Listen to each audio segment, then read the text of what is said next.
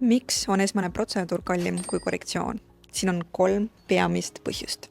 Esiteks, töö algab nullist. Esmase protseduuri käigus loob tehnik spetsiaalselt sinu näole sobiva kuju ja arhitektuuri.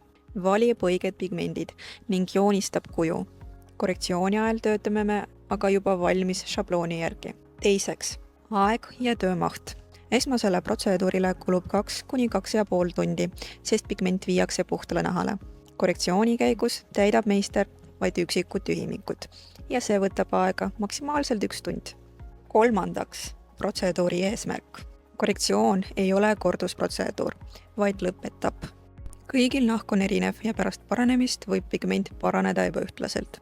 Korrektsioon viib tulemuse täiuslikkuseni, et see püsiks 1,5–2 aastat.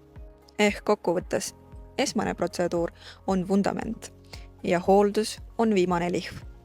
Soovid täiuslikud kulmud? Siis broneeri endale aeg juba täna, link on profiili bios.